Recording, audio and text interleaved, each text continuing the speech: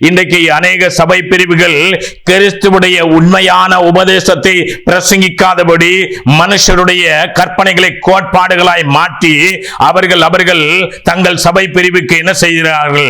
இன்றைக்கு ஒரே காரியங்களை போதிக்கிறார்கள். ஒருவேளை அவர்கள் பரலோகத்தை உண்டாக்கி இருந்தா ரொம்ப சந்தோஷமா இருக்கு. ஏன்னா அவங்க சபை பிரிவுக்கு அவங்க பரலோகம் வைத்திருக்கிறாங்க அப்படின்னு சொல்லலாம். பரலோகம் கிடையாது, வாடிதான் வைத்திருக்கிறார்கள். கல்லறை தோட்டம் வைத்திருக்கிறார்கள், அவ்வளவுதான். அங்க புதைக்கிறதுனால ஒரு பிரயோஜனம் கிடையாது. ஒரு சுனாமி வந்தா மொத்தமா எல்லாம் கடலுக்குள்ள போயிடும், அங்க புதைக்க முடியாது. ஒரு பூமி அதிர்ச்சி வந்தா எல்லாரையும் தோண்டி ஒவ்வொன்னா வைக்க மாட்டாங்க, மொத்தமா போட்டு என்ன செஞ்சிருவாங்க? புதைச்சிருவாங்க. கல்லறை தோட்டத்துக்குள்ள எல்லாம் போக முடியாது. ஆமா, இன்றைக்கு என்ன அப்படின்னா ஒவ்வொரு சபை பிரிவுகளுக்கும் என்ன இருக்கிறது? கல்லறை தோட்டம் இருக்கு. ஒருவேளை அந்த சபை பிரிவுடைய தலைவர்கள் உண்டாக்கின சபை பிரிவுடைய தலைவர்கள் பரலோகத்தை உண்டாக்கி இருந்தா சந்தோஷம். ஆனா அவர்கள் பரலோகத்தை உண்டாக்கல. நம்முடைய தகப்பனாகிய இயேசு என்ன செய்திருக்கிறாங்க?